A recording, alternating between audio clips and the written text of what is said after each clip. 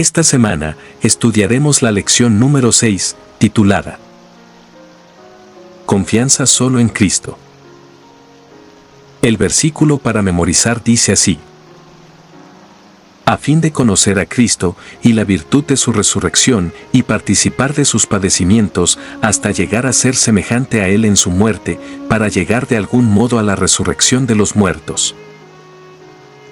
Filipenses, capítulo 3, versos 10 y 11.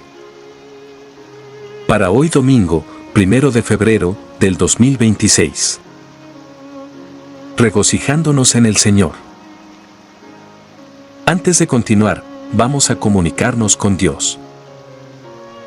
Querido Padre Celestial, nos acercamos a ti con corazones agradecidos y humildes, reconociendo tu amor y tu gran misericordia. Pedimos que tu Espíritu Santo nos acompañe mientras nos disponemos a reflexionar sobre tu palabra. Que todo lo que aprendamos nos acerque más a ti y nos capacite para servirte mejor. En el nombre de Cristo Jesús, amén. La lección de hoy es, regocijándonos en el Señor. Leer, Filipenses 3, versos 1 al 3. ¿Qué aspectos positivos y negativos menciona Pablo en este pasaje y cómo se relacionan entre sí? ¿Cómo describe a los creyentes? Filipenses 3, versos 1 al 3, dice: por lo demás, hermanos, gozaos en el Señor. A mí no me es molesto el escribiros las mismas cosas, y para vosotros es seguro. Guardaos de los perros, guardaos de los malos obreros, guardaos de los mutiladores del cuerpo. Porque nosotros somos la circuncisión, los que en espíritu servimos a Dios y nos gloriamos en Cristo Jesús, no teniendo confianza en la carne. Pablo comienza con un tono muy positivo y daría la impresión de que estaría concluyendo su carta. Pero no ha terminado, sino que retoma uno de los temas principales de la epístola, el gozo en el Señor, y presenta una serie de razones para ello.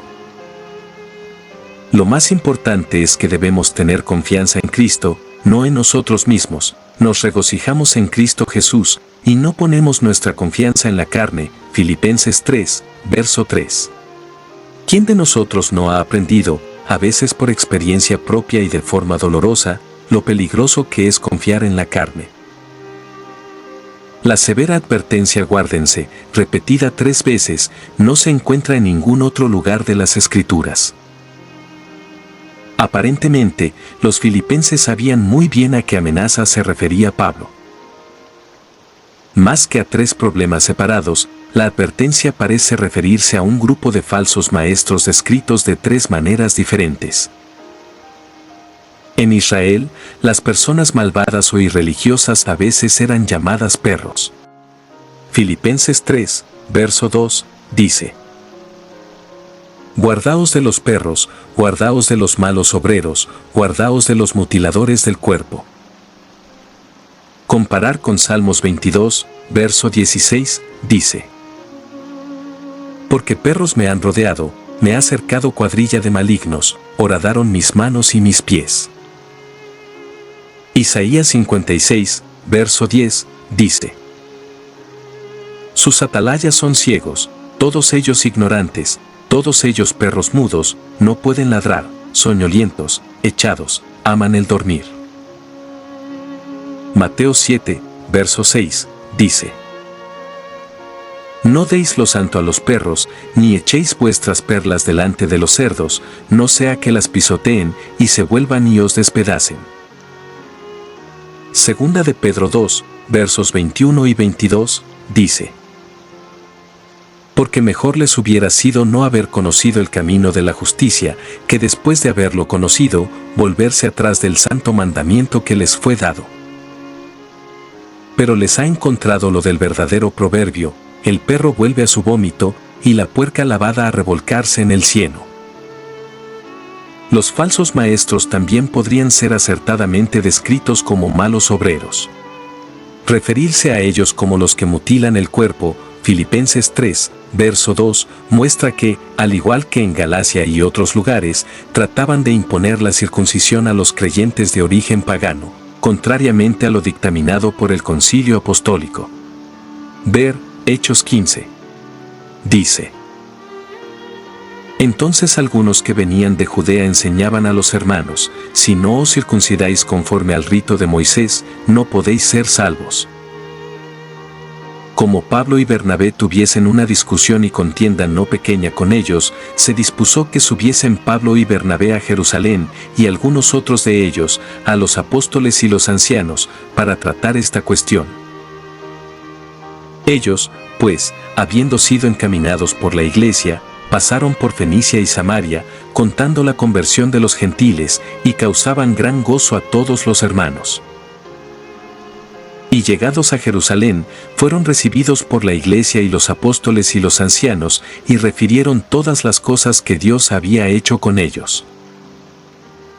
Pero algunos de la secta de los fariseos, que habían creído, se levantaron diciendo: es necesario circuncidarlos, y mandarles que guarden la ley de Moisés.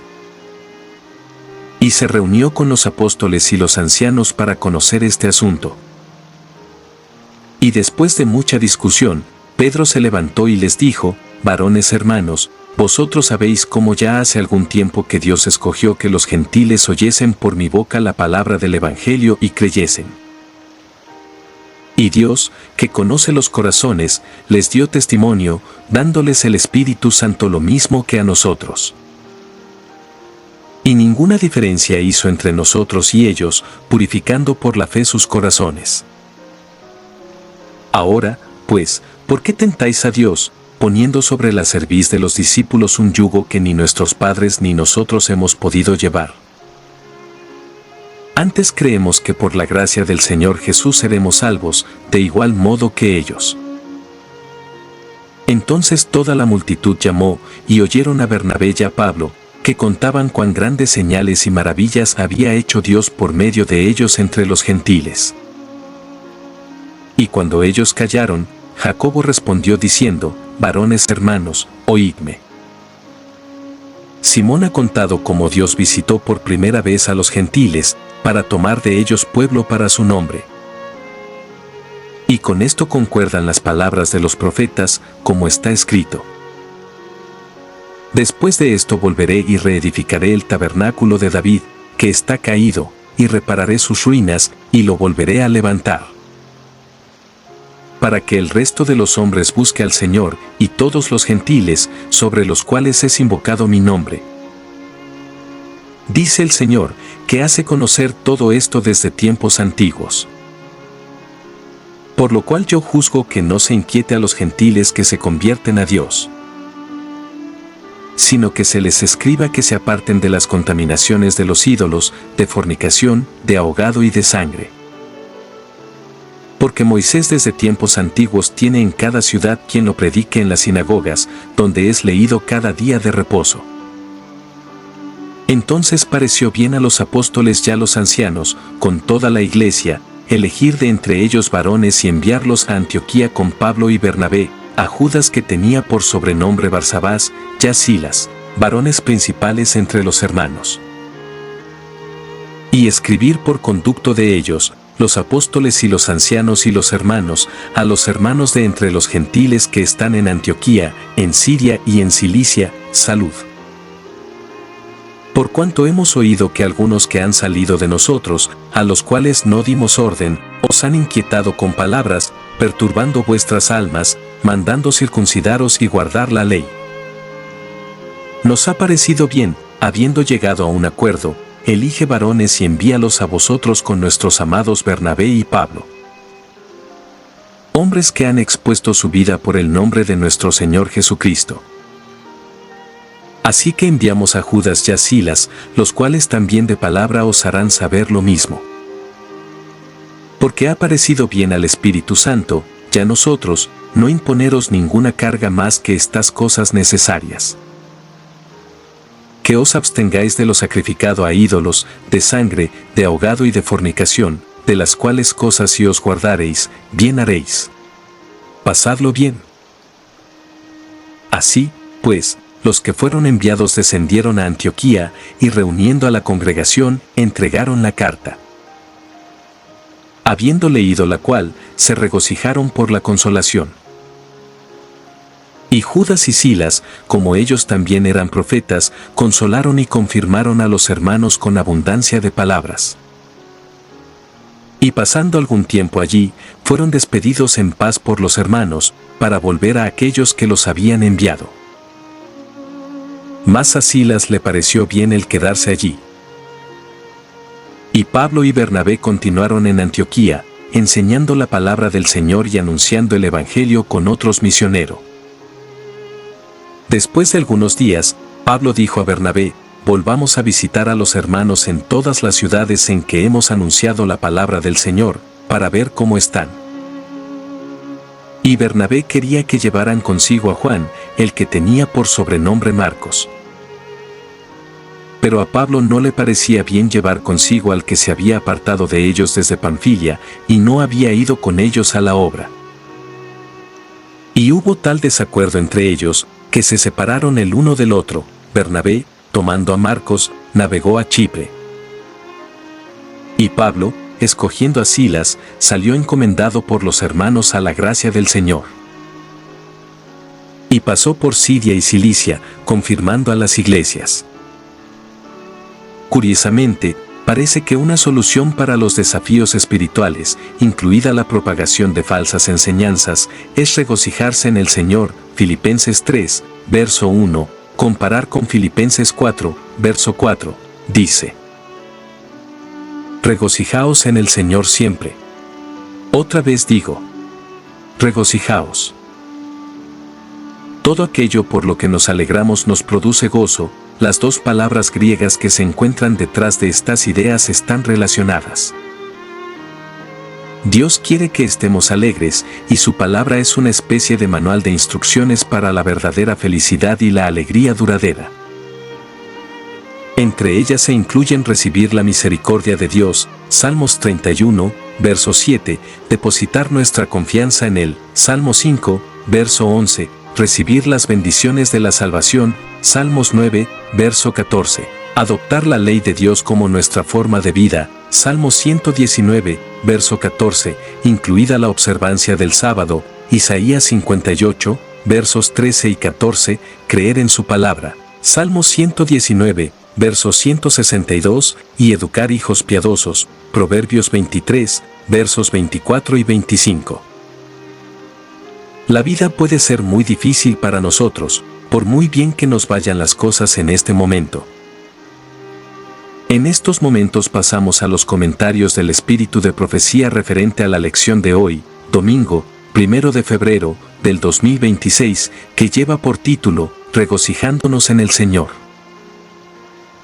Al cristiano se otorga el gozo de reunir los rayos de luz eterna del trono de gloria y de reflejar esos rayos no solo sobre su propio camino, sino sobre los senderos de las personas con quienes él se relaciona.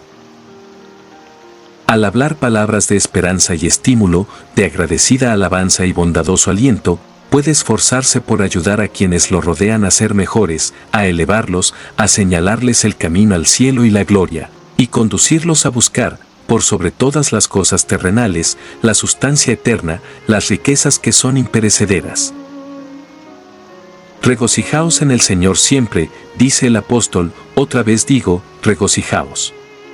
Filipenses 4, verso 4. Doquiera vayamos, debemos llevar una atmósfera de esperanza y gozo cristianos. Entonces quienes están separados de Cristo verán atractivo en la religión que profesamos. Los incrédulos verán la consistencia de nuestra fe. Necesitamos tener una visión más clara del cielo, la tierra donde todo es gloria y felicidad. Necesitamos conocer más acerca de la plenitud de la bendita esperanza. Si constantemente nos estamos regocijando en la esperanza, seremos capaces de hablar palabras de estímulo a las personas con quienes nos encontramos.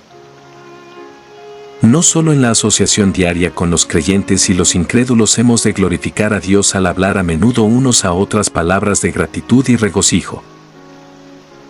Como cristianos, se nos exhorta a no dejar de reunirnos, para nuestro propio refrigerador y para impartir el consuelo que hemos recibido. En estas reuniones, celebradas semana tras semana, debemos espaciarnos en la bondad y las muchas misericordias de Dios en su poder para salvar el pecado. Mediante nuestro semblante, genio, palabras y carácter, debemos testificar que el servicio de Dios es bueno. Así proclamamos que la ley de Jehová es perfecta, que convierte el alma. Salmo 19, verso 7. Nuestras reuniones de oración y de sociabilidad deben ser de especial ayuda y aliento. Esto puede ser hecho de mejor manera si tenemos una nueva experiencia diaria en las cosas de Dios y no vacilamos en hablar de su amor en las asambleas de su pueblo. Si pensáramos y habláramos más de Jesús y menos de nosotros mismos, tendríamos mucho más de su presencia. Si permanecemos en Él, seremos tan llenos de paz, fe y valor, y tendremos tan victoriosas experiencias para relatar cuando vengamos a las reuniones, que otros serán refrescados por nuestro testimonio claro y decidido por Dios. Estos preciosos reconocimientos de alabanza a la gloria de su gracia, cuando son presentados por una vida semejante a la de Cristo, tienen un poder irresistible que obra para la salvación de las almas. Dios nos cuida. 19 de noviembre, página 332. Apreciados hermanos y hermanas, ha sido un privilegio para mí el día de hoy compartir con ustedes este estudio de la lección de escuela sabática. Que la gracia de nuestro Señor Jesucristo, el amor de Dios y la comunión del Espíritu Santo estén con todos nosotros ahora y siempre. Antes de terminar, vamos a comunicarnos con Dios a través de la oración. Amante Padre Celestial,